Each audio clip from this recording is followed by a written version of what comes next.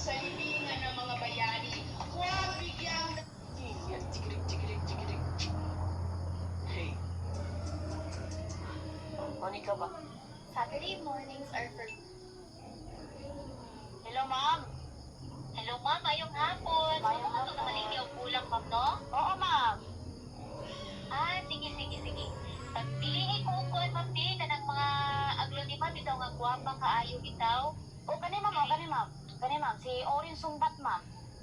Sige ka na. Si Sumbat. O, kani. Piliin ko, ana, mga 10 pounds, ana. Kayo, napay lain.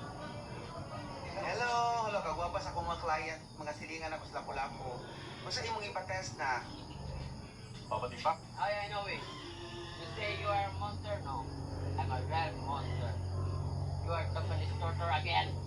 So sa latest interview nga po sa ating pambato na si former 3 Division Champion Angas ng Pinas General Casimero kay Alan Rapido ay muli nitong binanata ng current Comfort King and undisputed Super Bantamweight Champion na Oya Inoue.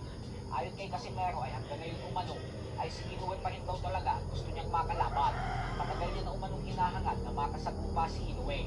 Subalit ang problema umano dito ay mukhang pati ang gobyerno ng Japan ay kasabuan ni Inoue upang hindi matuloy ang laban nila. Dahil mukhang pinoprotektahan daw ng mga ito si Inoue upang hindi magkaroon ng mansya at pinangangalagaan itong undefeated record. Kaya kung binsido raw talaga siya na kinakatakutan siya ng pinagsagang halimaw ng Japan. Muli itong tinawag ni Casimero na pag-unang Japan at na siya umano ang totoong halimaw sa kanilang dalawa. Bukod dyan ay nang matanong naman si Casimero ni Rapido na kung sakaling tuluyan ng maigasa ang bakbakan sa pagitan nila ni Inoue ay magkano daw ba at hinihintong bayan ay wala pong pakundangang sumagot si Cuadro Alas na kalahating bilyon o 500 billion pesos umano ang kanilang hihinging bayan para sa Inoue fight. Sino ang gusto mong makasunod na makalaban? Ayun, matagal na namin hinahangat na makalaban. Si Naoya Inoue. Oo. Meron na bang arrangement para kayo maglaban magharap sa ring? Maraming arrangement. Kaso lang, lagi si Naoya talaga yun. Parang sinusuportahan kasi siya nag-permit sa kanila. Diba? Parang ayaw nila na pamansahan yung boxer nila eh. Kaya, So kinatatakutan ka in short term na? hindi ko yan Diyos ko magsalita. Exactly! Takot sila na ikaw makaharap niya. Exactly. Oo. Takot talaga. Lahat talaga takot.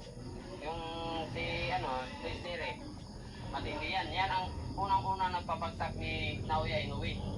Pero si Naoya Inoue, kinatakutan na niya yun. Sa akin, busy nga sa akin, ginawa ko lang, pinatawag ko ilang beses. 6 na beses. Pinatawag sa isang round, 3 round, pinapagsak. Samantala si Naoya Inoue, first round pa lang, bagsak na siya. Naoya Inoue, you say you are